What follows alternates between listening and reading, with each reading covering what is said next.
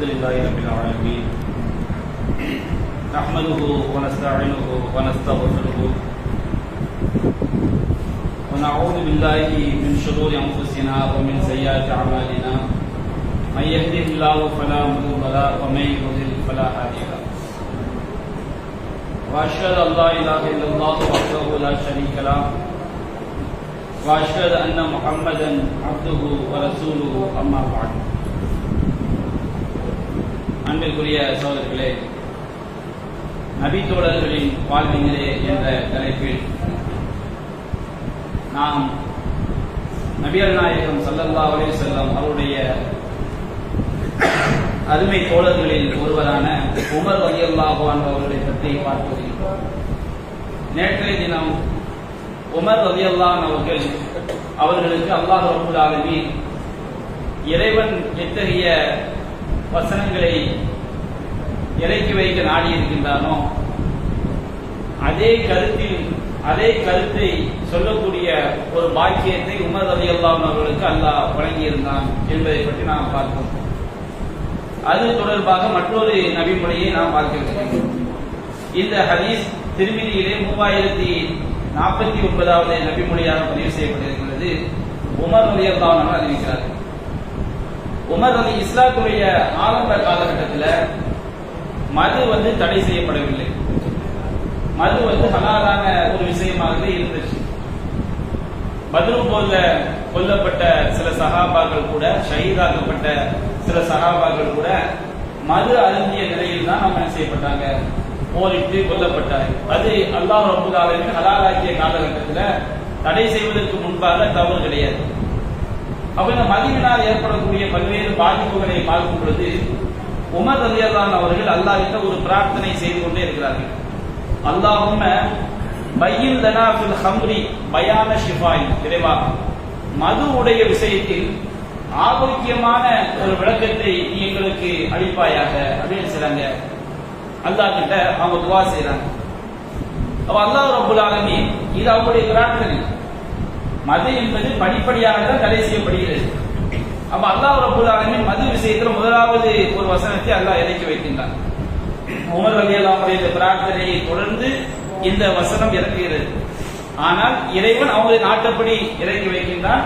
அது இறங்கக்கூடிய அதற்கு முன்பாக இந்த வார்த்தையை உமர் என்ன செய்றாங்க, சொல்றாங்க.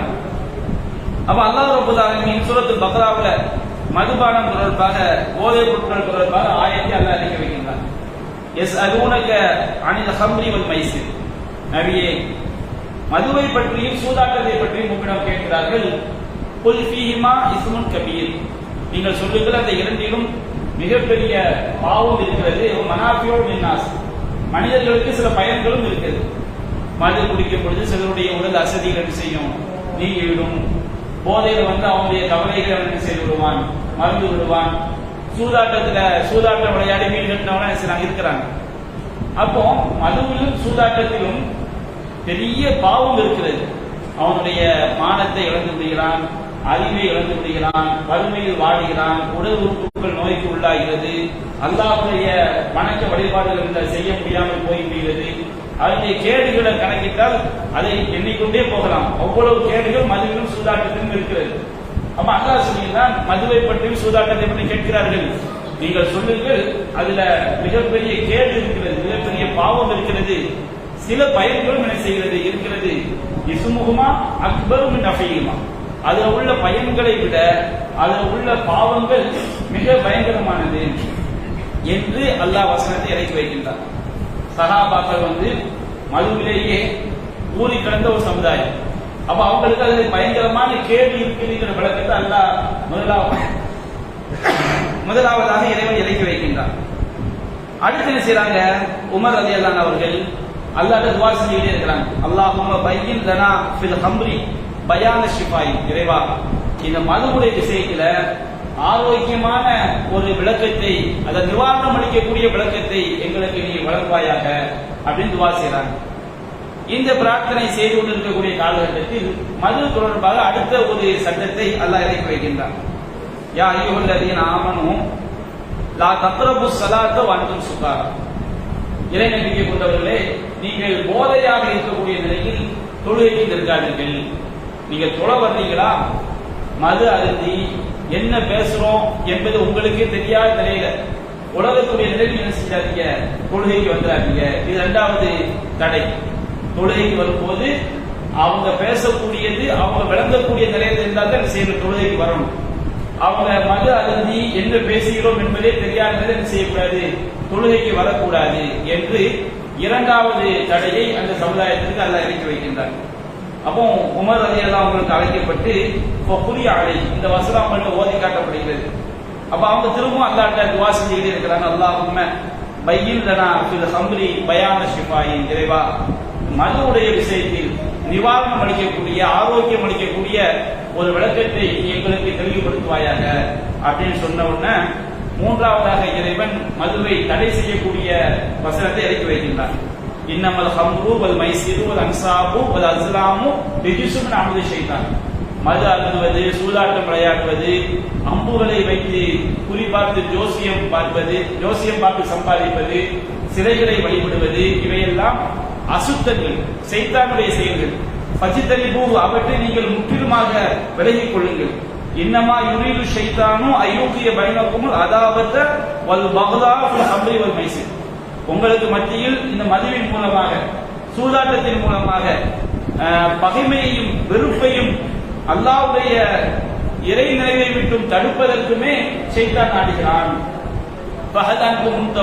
நீங்கள் விலகிக் கொள்ள மாட்டீர்களா என்று அல்லாஹ் ரப்பல் ஆலமீன் மதுவை முற்றிலுமாக தடை செய்து அடுத்த இறுதி சட்டத்தை அல்லாஹ் இறக்கி வைக்கின்றான். அப்போ உமர் ரலியல்லாஹு அவங்களுக்கு இந்த மூன்றாவதாக மது விஷயத்தில் அருளப்பட்ட வசனம் ஓதி காட்டப்பட்டவுடன் இந்தஹைனா நாங்கள் எதை நாடினோமோ அதை அடைந்து விட்டோம் அப்படின்னு சொல்றாங்க. அப்ப உமர் ரலியல்லாஹு அவர்கள் மது முற்றிலும் தடை செய்யப்பட வேண்டும் என்று அவங்க நினைக்கிறாங்க. அல்லாஹ் ரப்பல் ஆலமீன் மக்களுடைய நிறையை கவனித்து படிப்படியாக தடை செய்கின்றான், மதுவை தடை செய்கின்றான்.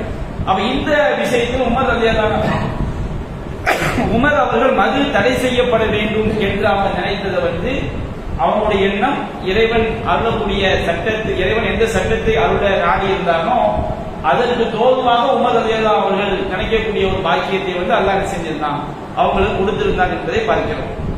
அதே போன்று உமர் ரலியல்லாஹுடைய கொள்கை பிடிப்பின் காரணமாக ஷைத்தான் உமர் ரலியல்லாஹு அவர்களுக்கு பயந்து ஓடக்கூடியவனாக இருந்தார்.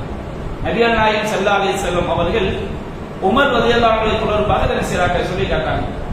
நம்முடைய மார்க்கத்தில் சில காரியங்கள் வீணான காரியங்கள் என்று சொல்லப்பட்டது. அது வீண் தான், வீணான காரியம் தான். ஆனால் அது வீணான காரியமாக இருந்தாலும் சில நேரங்களில் என்ன செய்யப்படும், அனுமதிக்கப்படும். நம்முடைய இப்ப நபிகள் நாயகம் காலத்துல சின்ன குழந்தைங்க, பெண் குழந்தைங்க என்ன செய்வாங்கன்னா தஃப் அடிப்பாங்க. பெரிய பெரிய சகாபாக்கள் தஃப் அடித்ததாகவோ அல்லது இந்த தெற்குல கொட்டடிச்சுட்டு வர்றாங்க, இந்த மாதிரி மார்க்கத்தில் எந்த ஆதாரமும் கிடையாது. வீட்டுக்குள்ள ஒரு திருமண நாள், அது ஒரு பெருநாள், இந்த மாதிரி நேரங்களில் பெண்கள் சபையில அவங்க ஒரு சந்தோஷமா இருக்கிறதுக்காண்டி சின்ன பிள்ளைங்க என்ன செய்வாங்கன்னா தஃப் வீட்டுக்குள்ள அடிப்பாங்க. இதுதான் மார்க்கத்தில் உள்ள ஒரு வீணா, தஃப் அடிக்கிறது ஒரு வீணான காரியம் தான். அந்த வீணான காரியம் பெருநாள் அன்றைக்கு வீட்டுக்குள்ள சின்ன பிள்ளைங்க ஒரு கொட்டை அடிச்சு விளையாட்டு வச்சுக்கிடுங்க. தஃப்னா இசை கேள்வி அடுத்து விளையாட்டு வச்சுக்கிடுங்க, மார்க்கத்தில் கிடையாது, தப்பு கிடையாது, அது அனுமதிக்கப்பட்டது.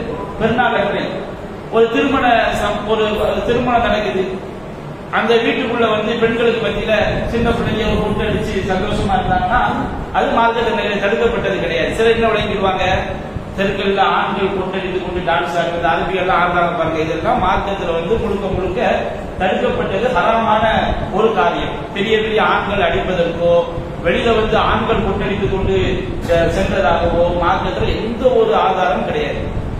இஸ்லாத்துடைய ஆரம்ப காலகட்டத்தில் தொழுகைக்கு மக்களை அழைக்கணும். அப்ப என்ன செய்யலாம் போது சில சகாபாக்கள் நாம கொட்டடிப்போங்கிறாங்க. இல்ல இல்ல, அது நெருப்பு வணங்கியுடைய கலாச்சாரம், அதை நாம செய்யக்கூடாது அப்படின்னு செஞ்சிடறாங்க. ரசூலுல்லாஹ் மறுத்துறாங்க. சில சகாபாக்கள் குழல் ஊதுவோங்கிறாங்க. இன்னைக்கு தெருக்கள்ல அதாங்க தர்காவுக்கு நாங்க கொட்டடிக்கிறோம், கொடி எடுக்கிறோம் சொல்லி கொட்டடிச்சுட்டு வருவாங்க. அது யூத கலாச்சாரம் மறுத்துறாங்க. குழல் ஊதிட்டு வர்றாங்க. குழல் ஊதுறது அது நெருப்பு வணங்கியுடைய கலாச்சாரம் என்று மறுத்துறாங்க. ஒவ்வொரு நேரத்துக்கும் நம்ம நெருப்பை மூட்டுவோங்கிறாங்க. அப்ப நெருப்பு மூட்டுதல் என்பது அது நெருப்பு பணிக்குடைய கலாச்சாரம். அது பகல்ல எந்த ஃபாயிதாவும் வராது. அது இப்படி மறுக்கும் பொழுதுதான், ஆலோசனை பணி செய்து கொண்டே இருக்கும் பொழுதுதான் பிலால் ரலியல்லாஹு அவங்க வீட்டுல போய் உமர் ரலியல்லாஹு அவங்க வீட்டுல போய் தூங்குறாங்க. அவங்களுக்கு கனவுல வந்து பாங்கு சொல்வது என்ன செய்யப்படுது, காட்டப்படுகிறது. அதை வந்து ரசூலுல்லாஹ் சொல்றாங்க. ரசூலுல்லாஹ் மார்க்கமா என்ன செய்யறாங்க, அங்கீகரிக்கிறாங்க.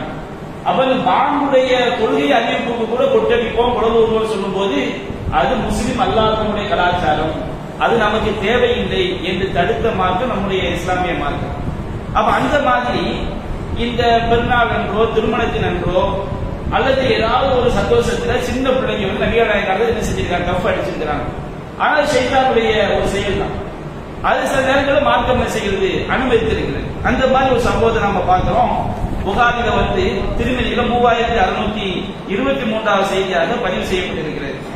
நபிகள் நாயகம் ஸல்லல்லாஹு அலைஹி வஸல்லம் வந்து ஒரு யுத்தத்துக்கு போயிட்டு செய்றாங்க, திரும்பி வர்றாங்க. அப்போ ஒரு கருப்பு நிற ஒரு அடிமை பெண், ஒரு சின்ன பொண்ணு என்ன செய்யறாங்கன்னா, அவங்க ஒரு நேர்ச்சல், வித்தியாசமான நேர்ச்சல். ரசூலுல்லாஹ் வந்து யுத்தத்துக்கு போயிட்டு பாதுகாப்பா திரும்பி வந்துட்டாங்கன்னு சொன்னோம்னா அவங்க முன்னாடி வந்து என்ன செய்யணும், கொட்டடிக்கணும்னு என்ன செஞ்சிருக்காங்க, அந்த சிறுமி வந்து நேர்ச்சல் பண்ணியிருக்காங்க. அப்ப ரசூலுல்லாஹ் யுத்தத்துக்கு போயிட்டு வர்றாங்க.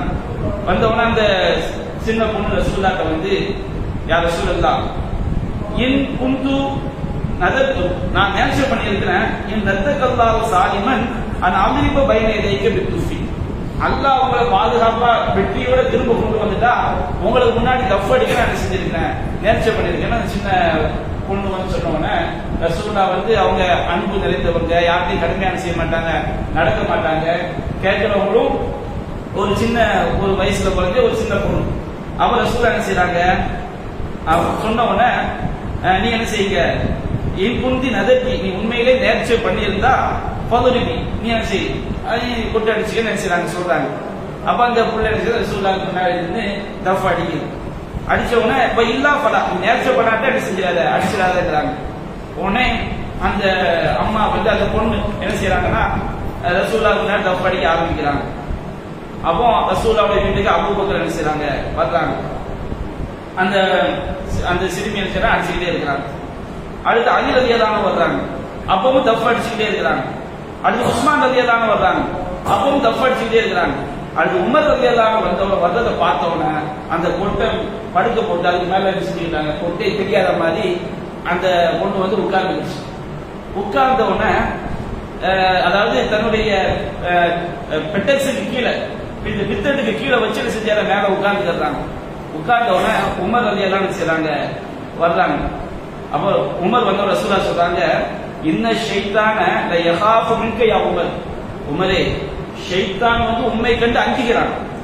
அது ஷைத்தான கெட்ட மார்க்கத்துல வந்து அது ஒரு வீணான காரியம் என்பதனால தான் ரசூலுல்லாஹ் அந்த வார்த்தையை சொல்றாங்க. அப்ப சில நேரங்களில் சில வீணான காரியங்கள் ரசூலுல்லாஹ் செஞ்சிருக்கிறாங்க. அது வந்து அவங்களுடைய நேர்ச்சல் பண்ண நாள், அது ஒரு பெருநாள் சந்தோஷம், ஒரு திருமண நாள் என்று வீட்டுக்குள்ள பெண்களுக்குள் இருக்கலாம் என்ற அடிப்படையில் மார்க்கத்தில் செஞ்சிருக்குது, அனுமதித்திருக்கிறது. அப்போ நபிகள் நாயகம் சொன்னாங்க, இன்ன ஷைத்தான ல யகாஃபு மின்க யா உமர், உமரே ஷைத்தான் உண்மை கண்டு என்ன செய்கின்றான், பயப்படுகின்றான். இன்னி குந்து ஜாலிசன் வஹிய தௌரி, நான் அமர்ந்திருக்கக்கூடிய நிலையில் அவள் அடித்துக் கொண்டே இருந்தார். அதே போன்று தகல் அபூபக்கர் வஹிய தௌரி, அவள் அடித்துக் கொண்டே இருக்கும் போது அபூபக்கர் ரலியல்லாஹு அன்ஹு வந்தார்கள். சும்மா அலியும், பிறகு அலி வந்தார், அவள் அடித்துக் கொண்டே இருந்தார். பிறகு உஸ்மான் ரலியல்லாஹு அன்ஹு வந்தார்கள், அப்பொழுதும் அவள் அடித்துக் கொண்டே இருந்தார். ஆனால் ஃபலம்மா தகல்த அன்த யா உமர், உமரே நீங்கள் நுழைந்தவுடன் அல்கத் துஃப, அவங்க என்ன செஞ்சாங்க, அந்த தஃப வந்து தூர போட்டாங்க. உண்மை கண்டு ஷைத்தான் செய்யணும் அஞ்சுகிறான் அப்படின்னு சொல்லி நபிகள் நாயகம் ஸல்லல்லாஹு அலைஹி வஸல்லம் செய்றாங்க. உமர் ரலியல்லாஹு அன்ஹுடைய சிறப்பை வந்து எடுத்து சொல்றாங்க. நாம என்ன விளங்கிடக்கூடாது, அப்போ ரசூலுல்லாஹ்வுக்கு ஷைத்தான் பயப்படுறதா விளங்கிடக்கூடாது. மார்க்கத்துல வந்து எவையெல்லாம் வீணான காரியங்களோ அந்த வீணான காரியங்கள் அனைத்துமே எதனோட தான் தொடர்புபடுத்தப்படும், ஷைத்தானோட தான் தொடர்புபடுத்தப்படும். அந்த வீணான காரியங்களை வந்து நபிகள் நாயகம் சில இறை தூதரா இருக்கிறதுனால சில நேரங்கள்ல அவங்க அனுமதிச்சிருக்கிறாங்க. அவங்க எதை அனுமதித்திருக்கிறாங்களோ அந்த நேரத்தில் அது என்ன செய்யும், கூடும். மார்க்கத்தில் திருமணத்தின் போது தஃப் அடிப்பது, பெண்கள் சபைக்குள்ள ஒரு சின்ன பிள்ளைங்க அடிச்சுக்கிட்டா தப்பு கிடையாது. பெருநாளைக்கு அதே மாதிரி சிறுமிகள் அடித்ததாக இருக்கிறது. இந்த மாதிரி ஒரு நேர்ச்சை பண்ணி நல்லபடியா வந்துட்டா நேர்ச்சை பண்ணும்போது ரசூலுல்லாஹி செஞ்சிருக்காங்க, அந்த பிள்ளையுடைய உள்ளம் கஷ்டப்பட்டுக்கூடாது என்பதற்காக அனுமதிச்சிருக்கிறாங்க. அப்ப அனுமதித்தால் அது குற்றம் இல்லை, அவ்வளவுதான். மார்க்கத்துல என்ன கிடையாது, குற்றம் கிடையாது. ஆனால் அந்த வீணான காரியத்தை கூட உமர் அவங்க வரும்போது செய்ய விடாத அளவுக்கு அல்லாஹ் செய்கிறான். உமர் ரலியல்லாஹு அன்ஹு அவர்கள் ஒரு மார்க்க பிடிப்பு உள்ளவர்களாக செஞ்சிருக்கிறாங்க, இருந்திருக்கின்றார்கள் என்று நமக்கு இதில் விளங்குது. அதுபோன்று இதே விஷயத்தை இன்னொரு சம்பவத்திலையும் நபிகள் நாயகம் ஸல்லல்லாஹு அலைஹி சொல்லி காட்டுறாங்க. புகாரில 3683வது ஹதீஸாக பதிவு செய்யப்பட்டிருக்கிறது. ஒரு தடவை உமர் ரலியல்லாஹு அன்ஹு ரசூல் ஸல்லல்லாஹு அலைஹி வஸல்லம் அவங்களுடைய வீட்டுக்குள்ள வர்றதுக்கு அனுமதி கேட்கிறாங்க. ரசூலுல்லாஹ்வுடைய மனைவிமார்கள்ல 2 விதமான மனைவிமார்கள் இருந்தாங்க. ஒன்று வந்து மதீனாவை சார்ந்த அன்சாரி பெண்கள், உம்மு சலமா அந்த மாதிரி சஹாபி பெண்கள். இன்னொரு வந்து குறைஷி பெண்கள், ஆயிஷா ரலியல்லாஹு அன்ஹா, ஹப்ஸா ரலியல்லாஹு அன்ஹா, ஸைனப் ரலியல்லாஹு அன்ஹா, இந்த மாதிரி குறைஷிகளை சேர்ந்த பெண்களும் மனைவியரா இருந்தாங்க. இந்த குறைஷிகளை சேர்ந்த பெண்கள் மனைவியர்கள் வந்து நபிகள் நாயகம் ஸல்லல்லாஹு அலைஹி வஸல்லம் அதிக உரிமை செய்வாங்க, எடுப்பாங்க. அப்போ உமர் ரலியல்லாஹு அன்ஹு ரசூலுல்லாஹ்வுடைய வீட்டுக்குள்ள வரும்போது குறைஷிகளை சேர்ந்த மனைவியர் வந்து ரசூலுல்லாஹ்கிட்ட வந்து பேசிக்கிட்டு இருக்காங்க. என்ன பேசிக்கிட்டு இருக்காங்கன்னா, நம்ம ஏற்கனவே நேற்று சொன்ன ஒரு விஷயம் தான். அவங்க வந்து சப்தம் வந்து ரொம்ப அதிகமா இருக்கு. ஒரு விஷயத்தை அவங்க பேசுறாங்க, பேசும்போது சத்தம் வந்து என்ன செய்யுது, ரசூலுல்லாஹ்வுடைய சத்தத்தோட கடுமையா இருக்கு. அப்போ உமர் ரலியல்லாஹு அன்ஹு வீட்டுக்குள்ள நுழைஞ்ச உடனே அந்த பெண்கள் என்ன செய்றாங்க, வேகமா போய் ஹிஜாபுக்குள்ள போய் என்ன செஞ்சாங்க, ரூமுக்குள்ள போய் உள்ள உட்கார்ந்துறாங்க. அப்போ ரசூல் ஸல்லல்லாஹு அலைஹி வஸல்லம் வந்து உமருக்கு தெரியாது, உமர் அனுமதி கேட்கிறார். தெரிஞ்ச உடனே ரசூலுல்லாஹ்வுடைய அந்த குறைஷிகளாக இருந்த அந்த மனைவியர் வந்து ஹிஜாபுக்குள்ள போய் என்ன செஞ்சாங்க, உள்ள போயிடுறாங்க. அப்போ உமர் அனுமதி கேட்டாங்க. உமர் என்ன செய்யறாங்க, ரசூலுல்லாஹ்வுடைய வீட்டுக்குள்ள வந்த உடனே ரசூலுல்லாஹ் ரொம்ப ஒரு புன்முறுவலோட உமர் என்ன செய்யறாங்க, வரவேற்கிறாங்க. அப்ப ரசூலுல்லாஹ் சிரிச்சுக்கிட்டே உமரை வரவேற்கிறத பார்த்த உடனே உமர் ரலியல்லாஹு அன்ஹு சொல்றாங்க, அல்ஹக்கல்லாஹு சின்னக யா ரசூலல்லாஹ், அல்லாஹ் என்பதே உங்களுடைய பற்களை எப்பொழுதும் புன்முறுவல் சிரித்த முகமாகவே அல்லாஹ் செய்யட்டும், உங்களுடைய முகத்தை ஆக்கட்டும் அப்படிங்கிறாங்க. அப்போ உமர் ரலியல்லாஹு அன்ஹு சொன்னாங்க, ரசூலுல்லாஹ் சொல்றாங்க, உமரே இந்த மனைவி என்னுடைய மனைவிமார்களே பக்கத்துல இருந்தாங்க, அவங்கள பார்த்தா எனக்கு ரொம்ப ஆச்சரியமா இருந்துச்சு. நீங்க வர்றதுக்கு முன்னாடி வரைக்கும் ரொம்ப சப்தத்தை உயர்த்தி செஞ்சாங்க, எங்கிட்ட பேசிக்கிட்டு இருந்தாங்க. நீங்க வந்த உடனே வேகமா என்ன செஞ்சாங்க, எல்லாரும் திரைக்குள்ள போய் ஒளிந்து கொண்டார்கள் அப்படின்னு சொன்ன உடனே உமர் ரலியல்லாஹு அன்ஹு சொல்றாங்க, அல்லாஹ்வின் தூதரே அந்த அஹப்ப யஹப்பன யா ரசூலல்லாஹ், அல்லாஹ்வின் தூதரே அந்த பெண்கள் பயப்படுவதற்கு ரொம்ப தகுதியான நீங்கள் தான், எனக்கு பயப்பட வேண்டிய அவசியம் கிடையாது. நீங்க அல்லாஹ்வுடைய தூதர், உங்களுக்கு தான் அவங்க என்ன செய்யணும், அதிகமா பயப்படணும் சொல்லிட்டு அங்க இருந்து கத்துறாங்க. வீடு தாங்க. அவங்க திரைக்குள்ள இருக்கும்போது அந்த மனைவியை பார்த்து சொல்றாங்க, யா அதுவாத்தி அன்புசிகின்ற உங்களுக்கு எதிரிகளாக இருக்கக்கூடிய பெண்களே, தகப்புனி நீங்கள் எனக்கு பயப்படுகிறீர்கள், வலா தகப்புன ரசூலுல்லாஹ் நீங்க பயப்பட மாட்டீங்கன்னு செய்றாங்க. ரசூலுல்லாஹ்வுடைய மனைவிமார்களை பார்த்து உமர் ரலியல்லாஹு அன்ஹு சவுண்ட் விட்டவுடனே அந்த மனைவிமார்கள் சொல்றாங்க, ஆமா நாங்க உங்களுக்கு தான் பயப்படுவோம், ஏன்னா அந்த அஃபது வாகுதல் நீங்க ரொம்ப கடுமையான ஆளு, எதுக்கிட்டு தான் கோவப்பட்டுருவீங்க, அதுக்காக தான் என்ன செஞ்சோம், உங்களுக்கு பயப்படுவோம். ரசூலுல்லாஹ் அப்படி கிடையாது, அவங்க ரொம்ப மென்மையானவங்க அப்படின்னு செய்றாங்க. அந்த மனைவிகள் வந்து சொல்றாங்க. அப்போ நபிகள் நாயகம் ஸல்லல்லாஹு அலைஹி வஸல்லம் உமர் சொல்றாங்க, என்ன ஹத்தாபுடைய மகனை வல்லதி நஃப்ஸி பியதி, என்னுடைய உயிர் என்னுடைய எவனுடைய கையில் இருக்கிறது அவனுடைய சத்தியமா இருக்கு. ஏன்னா ரசூலுல்லாஹ்வுடைய மனைவிமார்கள் வந்து உமர் ரலியல்லாஹு அன்ஹு ரொம்ப கடுமையான ஆளு, கோவப்படக்கூடிய ஆளு, சிடுசிடுப்பான ஆளு அப்படி சொன்னதுக்காக இந்த வார்த்தையை ரசூலுல்லாஹ் சொல்லல. எது உண்மை அதுக்காக சொல்றாங்க. என்னுடைய உயிர் எவனுடைய கையில் இருக்கிறதோ அவன் மீது சத்தியமாக மா லக்கியக ஷைத்தானு சாலிகன் ஃபஹன் கத்து, நீங்க ஒரு சந்திர வருவது ஷைத்தானுக்கு தெரிந்தால் அந்த ஷைத்தான் என்ன செய்வான், இல்லா சலக்க பச்சன் கைர பச்சிக்க, நீங்க எந்த சந்திர வந்தீங்களோ அதை விட்டுட்டு வேற சந்திர ஷைத்தான் போவான். இதை எதார்த்தம்.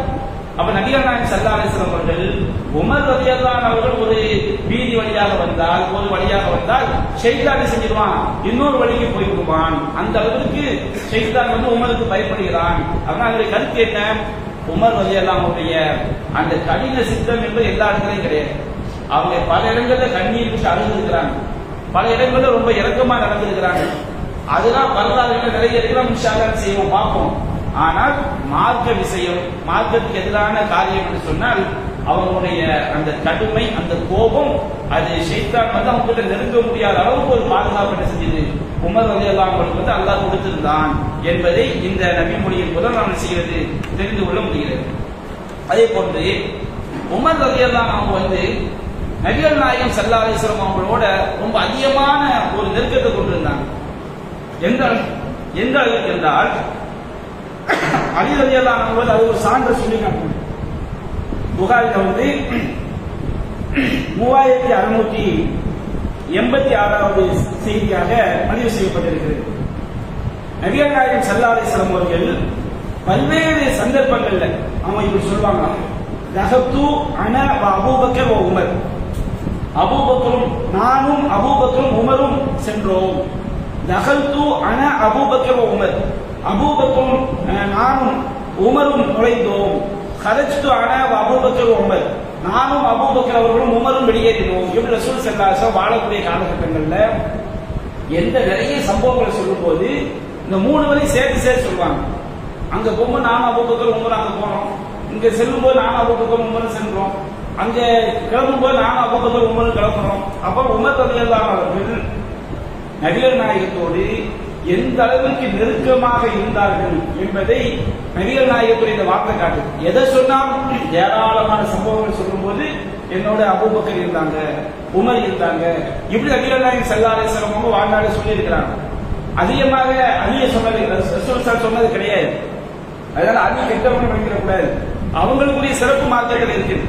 அதிகமாக உஸ்மான் ரலியல்லாஹு அன்ஹு சொன்னது கிடையாது. ஆனா அதிகமா ரசூலை யாரும் சொல்லி இருக்கிறாங்க, அபூபக்கர் சித்திக் ரலியல்லாஹு அன்ஹு அவர்களையும் உமர் ரலியல்லாஹு அன்ஹு அவர்களையும் என்ன செஞ்சிருக்கிறாங்க, அவ்வாறு சொல்லி இருக்கின்றார்கள் என்பதை பார்க்கிறோம். அதே போன்று புகாரில் வந்து 3694வது செய்தியாக பதிவு செய்யப்பட்டிருக்கிறது. குன்னாமா நபி ஸல்லல்லாஹு அலைஹி வஸல்லம் ஓவ ஆகிரும் பியதி உமர் இப்னு கத்தாப், அதாவது அப்துல்லா ரலியல்லாஹு அன்ஹு அறிவிக்கிறாங்க, நபிகள் நாயகம் ஸல்லல்லாஹு அலைஹி வஸல்லம் உமர் இப்னு கத்தாபுடைய கையை பிடித்துக் கொண்டு வரும்போது நாங்கள் நபிகள் நாயகத்தோடு இருந்தோம்.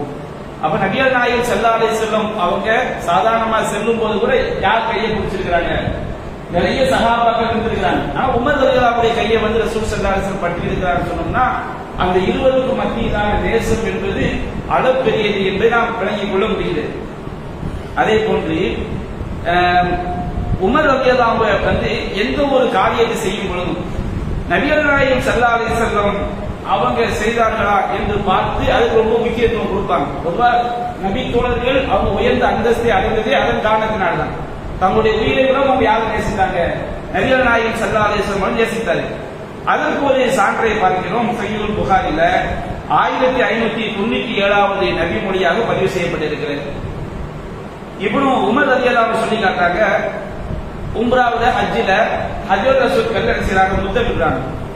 முத்தமிட்டு அந்த கல்லை நோக்கி உமர் பேசுறாங்க. கல்லை நோக்கி பேசுறாங்கன்னா கல்லு கேட்கும் என்பதற்காக அல்ல, சுற்றி உள்ள மக்கள் தெரிந்து கொள்ள வேண்டும் என்பதற்காக. அவங்க அந்த கல்லை நோக்கி சொல்றாங்க, இன்னி ஆயுதமும் அன்னக ஹஜர், நீ ஒரு கல்லு தான் என்று எனக்கு நன்றாக தெரியும்.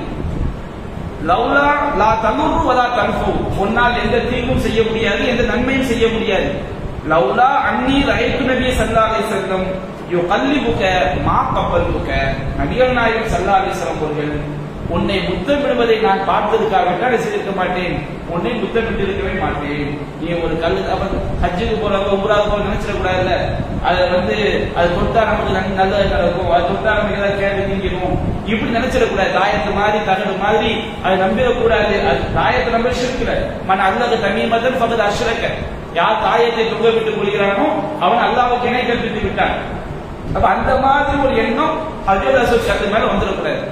ஹஜ்ஜுல் அஸ்வத் கல்லுக்கு என்ன சிறப்பு, ஆதம் அலைஹிஸ்ஸலாம் இந்த உலகத்துக்கு அல்லாஹ் இறக்கி விடும் போது அவங்க அந்த கல்லோட வந்தாங்க. அந்த கல்லு எங்க வைக்கப்பட்டிருக்கிறது, காபாவுல அல்லாஹ்வுடைய முதல் ஆலயத்தில் செய்யப்பட்டு வைக்கப்பட்டிருக்கிறது.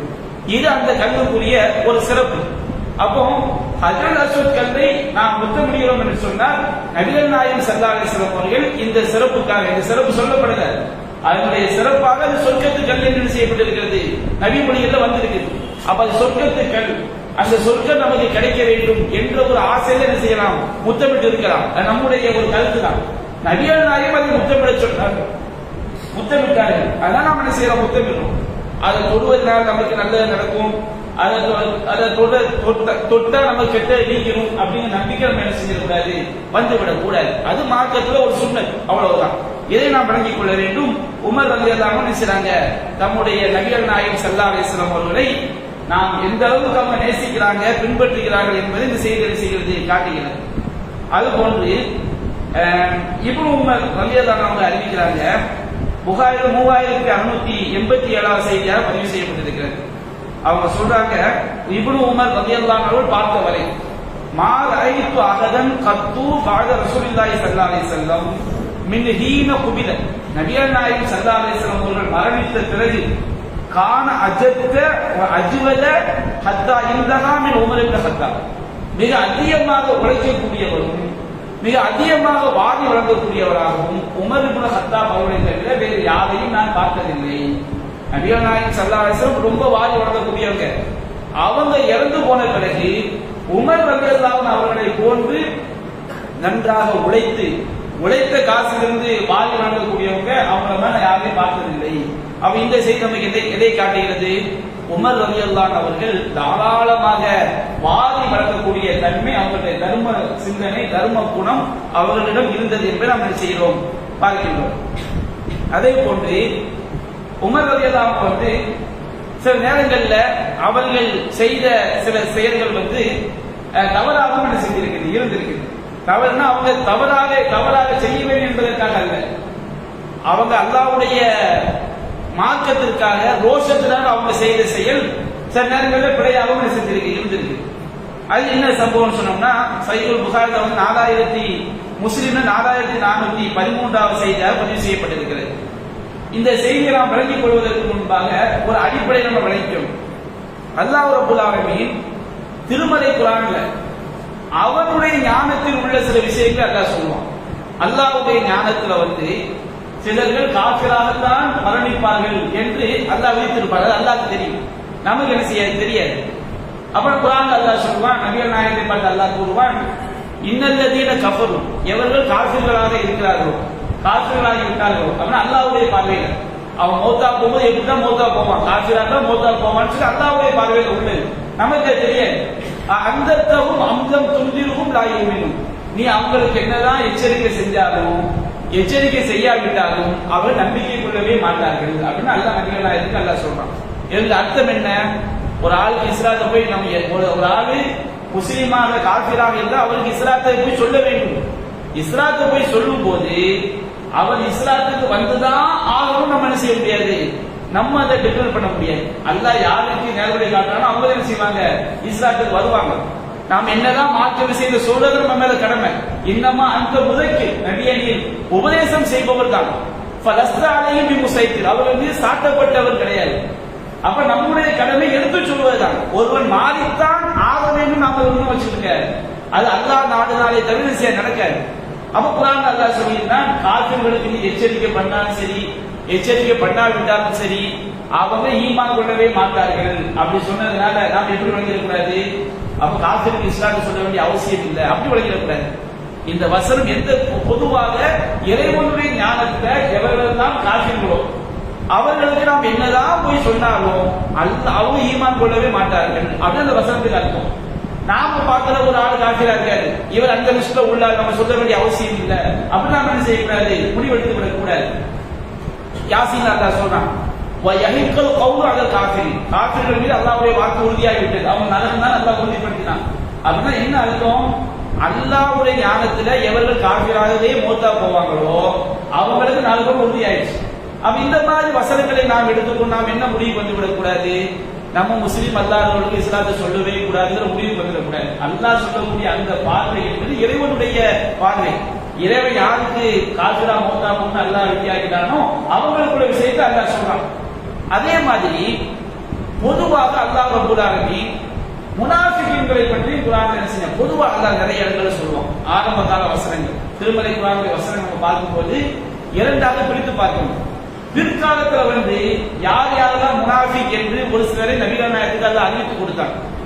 அதற்கு முன்பாக அறிவித்து கொடுப்பதற்கு முன்பாக பொதுவாக முனாஃபிக்குகளை பற்றிய பொதுவான ஏராளமான வசனங்கள் அருளப்பட்டது. குர்ஆன்ல அல்லாஹ் சொல்றான், முனாஃபிக்குகளுக்கு நீ பாவ மன்னிப்பு தேடினாலும் தேடாவிட்டாலும் 70 தடவை நீ பாவ மன்னிப்பு தேடினாலும் அவர் அல்லாஹ் மன்னிக்கவே மாட்டான். அப்படி குர்ஆன்ல அல்லாஹ் சொல்றான். இது எப்போ சொல்லப்பட்டதுன்னா, முனாஃபிக்குகள் யார் யார் ரசூலுல்லாஹ் அல்லாஹ் சொல்வதற்கு முன்பாக பொதுவாக யாருடைய உள்ளத்தில் நிஃபாக் தனம் இருக்குதோ மௌத்தாயிட்டான், அல்லாஹ் யாரு முனாஃபிக்கா மௌத்தாப்புன்னு அல்லாஹ் நாடிட்டானோ அவனுக்கு நம்ம 70 தடவை கேட்டாலும் சரி 71 தடவை கேட்டாலும் சரி அல்லாஹ் செய்ய மாட்டான். அவருடைய பாவங்களை வந்து அல்லாஹ் மன்னிக்கவே மாட்டான். அப்ப பொதுவாக அல்லாஹ் முனாஃபிக்குகளை பத்தி சொல்லும் போது நாம என்ன முடிவு பண்ணிடக்கூடாது? ஒரு நம்ம பார்வையில முஸ்லிமா இருக்காரு, அவர் உண்மையிலே முனாஃபியா கூட இருக்கலாம். அப்ப நாம அவர் இறந்து போன பிறகு இவருக்கு வந்து பாவ மன்னிப்பு தேடக்கூடாது, இவர் முனாஃபிக் நாம ஜட்ஜ்மெண்ட் பண்ணக்கூடாது. அப்ப இந்த மாதிரி அல்லாஹ் ரப்பல் ஆலமீன் ஆரம்பத்துல வந்து முனாஃபிக்குகள் யார் யார் என்று அல்லாஹ் குறிப்பிடாமல் பொதுவாக முனாஃபிக்குகள் நரகத்துல அடித்தட்டுல இருப்பாங்க, முனாஃபிக்குகள் 70 தடவை பாவ மன்னிப்பு கேட்டாலும் அவங்கள அல்லாஹ் மன்னிக்க மாட்டாங்க, இப்படி பொதுவாக அல்லாஹ் பேசியிருந்தான் திருமலை குர்ஆன்ல. நபிகள் நாயகத்தை அல்லாஹ் சொல்றான், நபியே அதாவது وَمِمَّنْ حَوْلَكَ مِنْ أَهْلِ الْمَدِينَةِ உம்மை சுற்றியுள்ள மதீனா வாசிகளிலும் وَمِنَ الْأَعْرَابِ கிராமவாசிகளும் மரது அலன் நிஃபாக் நயவஞ்சகத்தனத்தில் ஊறி திளைத்தவர்கள் இருக்கிறார்கள். லா தஅலமுஹும் அவர்கள் நீங்கள் அறிய மாட்டீர்கள். ஆரம்பத்தில் ரசூலுல்லாஹ்க்கு யார் யார் முனாஃபிக் என்பது அல்லாஹ் சொல்லிக் கொடுக்கவில்லை. நஹ்னு நஅலமுஹும் அவர் நாம் தான் அறிவோம் அல்லாஹ் சொல்றான். அப்ப நபிகள் நாயகம் ஸல்லல்லாஹு அலைஹி வஸல்லம் அவங்களுக்கு அவங்களுடைய மதீனா வாழ்க்கையினுடைய 10 ஆண்டுகள்ல யார் யார் முனாஃபிக் என்று அவங்களுக்கு சொல்லிக் கொடுக்கப்படவில்லை. ஆனால் முனாஃபிக்களுக்கு என்ன நிலைமை ஏற்படும் என்று அல்லாஹ் என்ன செஞ்சான்? குர்ஆன்ல ஏராளமான வசனங்கள் அல்லாஹ் சொல்லியிருக்கான். நயவஞ்சகர் தரத்தோடு நடந்தா இதுதான் கேள்வி, நயவஞ்சகர்களுக்கு இந்த மாதிரி நிலைமை, நயவஞ்சகர்கள் ஜெயிக்க முடியாது, இப்படி பொதுவாக நயவஞ்சகர்களை பற்றி பேசிய தவிர யார் யார் நயவஞ்சகர்கள் என்று அல்லாஹ் என்ன செய்யல டிக்ளேர் பண்ணல, அல்லாஹ் அறிவிச்சு கொடுக்கல. அப்ப அந்த மாதிரி காலகட்டங்கள்ல முஸ்லிம்களாக இருந்து கொண்டே இஸ்லாத்துக்கு எதிராக பல வேலைகளை முனாஃபிக்குகள் செஞ்சுட்டு இருந்தாங்க. வெளிப்பட்டு சிறுக்கு வைக்க மாட்டாங்களே தவிர உள்ளத்துல ஈமான் கிடையாது. எல்லாம் என்னென்ன கேடு செய்யணுமோ எல்லா கேட்டையும் பண்ணாங்க. முனாஃபிக்குகளுடைய வரலாறு எடுத்து பார்த்தா அவ்வளவு கொடூரமாக என்ன செஞ்சிருக்கிறாங்க, அந்த முனாஃபிக்குகள் இருந்திருக்கிறாங்க. குர்ஆன்ல அல்லாஹ் சொல்றான், எதிரி படைகள் வரும்போது அந்த எதிரி படைகள் முஸ்லிம்கள் எந்த நேரத்தில் சோர்ந்து கவனம் இல்லாம இருப்பாங்க, எந்தெந்த ரூட்ல வந்து அடிக்கலாம்னு சொல்லி முனாஃபிக் சொல்லி கொடுப்பாங்க எதிரி படைக்கு போய். அந்த அளவுக்கு ஒரு ஃபித்னாவை நாடுனா முஸ்லிமாவே இருப்பாங்க. எதிரி படையோட கல்ல சரி வச்சுக்கிட்டு இந்த டயத்துல வந்து அடிக்கலாம் போட்டு கொடுக்குற வேலைக்குள்ள முனாஃபிக் செய்யும். அவ்வளவு மோசமான குணம் படைத்தவர்கள் முனாஃபிக். ஆனா அல்லாஹ் என்ன செய்யல, எவனும் முனாஃபிக்னு சொல்லல. ஆனா பார்த்தா தெரியும் பயங்கரமான வேலை, இஸ்லாத்துக்கு எதிராக கண்ட வேலை எவன் பார்க்கறான்னு தெரியுமா இல்லைங்களா? அப்ப அந்த மாதிரி பயங்கரமான மோசடியான ஒரு வேலையை பார்த்தவர் யாருன்னா அப்துல்லா பின் உபை பின் சலூல் என்பவர். இந்த அப்துல்லா பின் உபை பின் சலூல் என்பவர் வந்து அவ்வளவு எதிராக செயல்பட்டார். ஆனா வெளிப்படையில லா இலாஹா இல்லல்லாஹ் முஹம்மது ரசூலுல்லாஹ், வெளிப்படையில லா இலாஹா இல்லல்லாஹ் முஹம்மது ரசூலுல்லாஹ், நீங்க அல்லாஹ்வுடைய தூதர், அல்லாஹ் வேற கடவுள் இல்லை.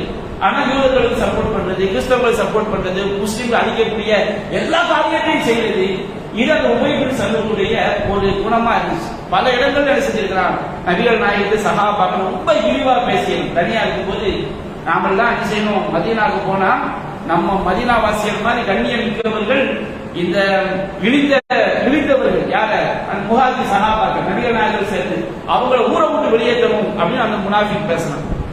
அப்போ சஹாபி ரசூலுல்லாஹ் சொன்னவங்க, நீ இப்படி சொல்லியப்ப அல்லாஹ் சத்தியமா அப்படி சொல்லலையே என்றார். பொய் சத்தியமா அவங்களுக்கு எனக்கு சக்கர பொங்கல் மாதிரி அவ்வளவு ஈஸியா செய்வாங்க, பொய் சத்தியம் அடிச்சு தப்பிச்சிருவாங்க. அப்போ ஆனா ரசூலுல்லாஹ் அவங்கள முஸ்லீம் தான் சொல்லிட்டு இருந்தாங்க. அந்த அப்துல்லா பின் உபை பின் சலூல் மரண தருவாயில இருக்கும் பொழுது ரசூலுல்லாஹ் அழைக்க விடுறான். ரசூல் ஸல்லல்லாஹு அலைஹி வஸல்லம் போறாங்க. ரசூலுல்லாஹ் அவங்களுக்கு மத்தியில ஒரு சம்பாஷணை நடக்குது.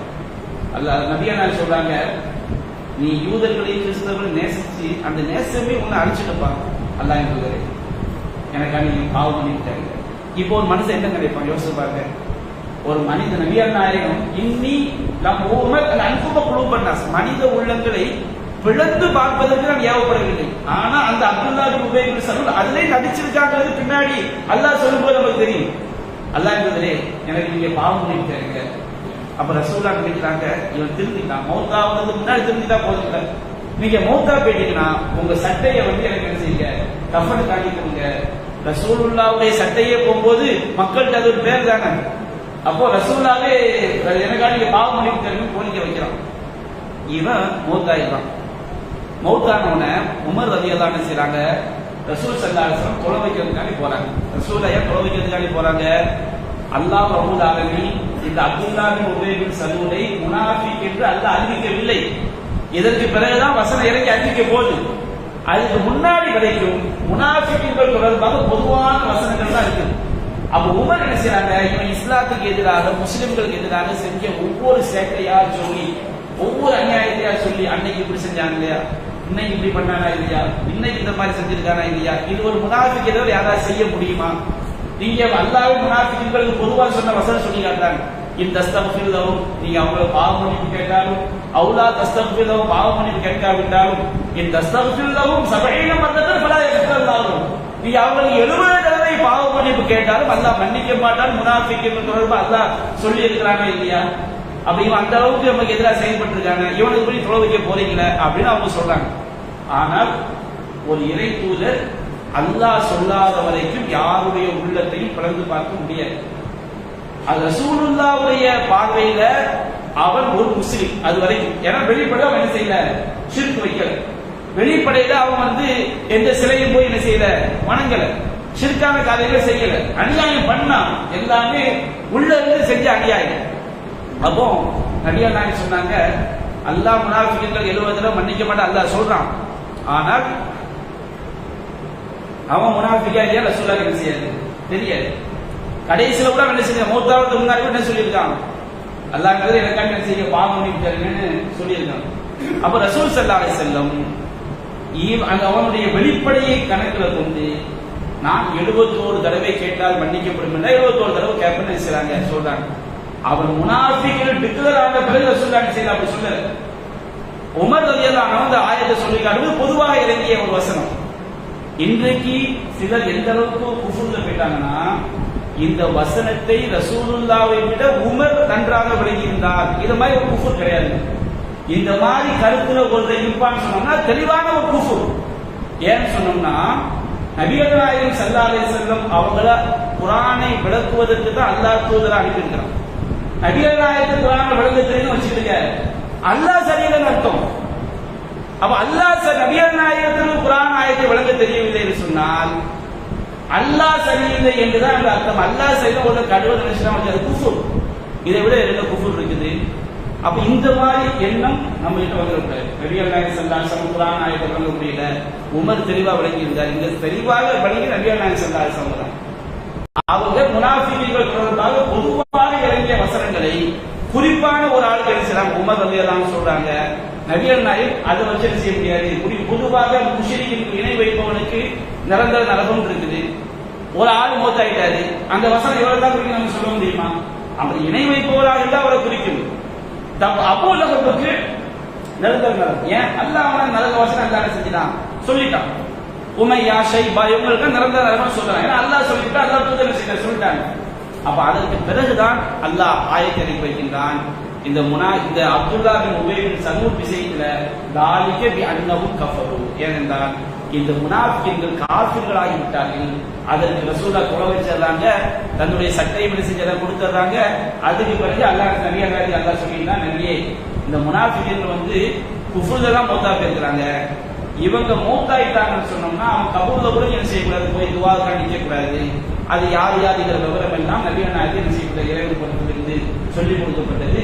சொல்லிக் கொடுக்கப்பட்ட விஷயத்தை நபிகள் நாயகம் ஸல்லல்லாஹு அலைஹி வஸல்லம் அவர்கள் ஹுதைஃபா பின் யமானுக்கு சொல்லியிருந்தாங்க. அதனால ஹுதைஃபா பின் யமான் ரலியல்லாஹு அவங்களுக்கு சாஹிபு சிர் ரகசிய தொடர்பு இருக்கு. அப்ப நம்ம தெளிவாக விளங்கிக் கொள்ள வேண்டும். உமர் ரலியல்லாஹு அவர்கள் அப்துல்லா பின் உபை பின் சலூல் மரணித்தவுடன் அவனை முனாஃபிக் என்று உமர் டிக்ளேர் பண்றாங்க. ஆனால் வெளிப்படையை பார்க்கும் பொழுது அவன் உண்மையிலேயே முனாஃபிக்கா இருந்தாலும் அவன் காஃபிர் தான் என்று டிக்ளேர் பண்ணக்கூடிய ஆதாரம் கிடையாது. எவ்வளவு அநியாயம் பண்ணாலும் அவன் அல்லாஹ்வை மறுத்தாதான் காஃபிரா போவான், ஷிர்க் வச்சாதான் காஃபிரா போவான். அவன் உள்ளத்துல உள்ளது அல்லாஹ்வுக்கு தான் தெரியும். அப்ப நபிகள் நாயகம் ஸல்லல்லாஹு அலைஹி வஸல்லம் அவர்களுக்கும் அப்துல்லா பின் உபை பின் சலூலுக்கும் உள்ள தொடர்பு, அவன் மரண தருவாயில எனக்கு மன்னிப்பு கேட்க ரசூலுல்லாஹ் சொல்லி இருக்கான். அல்லாஹ் முனாஃபிக்கின் தொடர்பாக அது வரைக்கும் பொதுவான வசனங்கள் தான் அல்லாஹ் இறக்கி வைத்தான். அவனுடைய மௌத்துக்கு பிறகுதான் அவன் ஒரு முனாஃபிக் என்பதும் அவன் காஃபிராக மரணித்தான் என்பதும் அவனுக்கு பாவமன்னிப்பு தேடக்கூடாது என்பதும் அல்லாஹ் தெளிவாக செய்தான். குறிப்பாக அல்லாஹ் செய்தான் அவன் விஷயத்தில் வசனங்களை அருளினான். அப்ப நாம விளைவிக்கணும், நபிகள் நாயகம் ஸல்லல்லாஹு அலைஹி வஸல்லம் அவங்க தான் குர்ஆனுக்கு விளக்கம். அப்ப இந்த மாதிரி செய்திகள் சொல்லும் போது நபிகள் நாயகத்தை விட உமர் குர்ஆனை நன்றாக புரிந்தார் அப்படின்னு சொன்னோம்னா அது தெளிவான குஃபுர் என்பதை நாம் என்ன செய்ய வேண்டும், விளங்கிக் கொள்ள வேண்டும். அந்த மாதிரி வழிகேட்டை விட்டு அல்லாஹ் நம்ம என்ன செய்யணும், பாதுகாக்க வேண்டும். இந்த மாதிரி உமர் ரலியல்லாஹு அவர்கள் அவங்களுடைய ரோஷத்தினால் அவங்க மார்க்கத்திற்குள்ள பிடிப்பினால் அவங்க இப்படி நடந்துக்கிட்டாங்க. இருந்தாலும் அவங்க எண்ணம் நல்ல எண்ணம், மார்க்கத்துக்காக தான் அவங்க செஞ்சாங்க. அவங்க தொலை வைக்க கூடாதுன்னு நினைச்ச மாதிரி தான் அல்லாஹ் என்ன செய்தான், வசனங்களை அருளினான். இருந்தாலும் அல்லாஹ் தெளிவுபடுத்திய பிறகு ரசூலுல்லாஹ் முடிவெடுத்தாங்க. உமர் ரலியல்லாஹு அவர்கள் பொதுவான வசனங்களை சொல்லி குறிப்பான ஒருவருக்கு இவர் அப்படித்தான் இருந்தார், இவர் ஒரு காஃபிர் என்று முடிவெடுக்க சொல்லும் போது அந்த முடிவை நாம் எடுத்துவிட்டால் அது இஸ்லாமிய அடிப்படைகளுக்கு மாற்றமாகிவிடும் என்று ரசூலுல்லாஹ்வே நமது மார்க்கத்தை சொல்லி தந்ததுனால நபிகள் நாயகம் ஸல்லல்லாஹு அலைஹி வஸல்லம் செய்யல அந்த மாதிரி ஒரு முடிவுக்கு போக அல்லாஹ் தெளிவுபடுத்திய பிறகுதான் அவன் காஃபிர் என்ன செய்யறாங்க, ரசூலுல்லாஹ் டிக்ளேர் பண்றாங்க. இதை நாம் என்ன செய்ய வேண்டும், அந்த வழியை போய் விழுந்துடாம நாம ரொம்ப கவனமாக இந்த சம்பவத்தை புரிந்து கொள்ள வேண்டும். அல்லாஹ் ரப்பல் ஆலமீன் சத்தியத்தை புரிந்து சத்தியத்தை மரணிக்கக்கூடிய மக்களாக நம்மை ஆக்கிய முடிவானாக. வாஹிரு தஅவானா அல்ஹம்துலில்லாஹி ரப்பில் ஆலமீன். அஸ்ஸலாமு அலைக்கும். சுப்ஹானல்லாஹி வ பிஹம்திஹி அஷ்ஹது அன் லா இலாஹா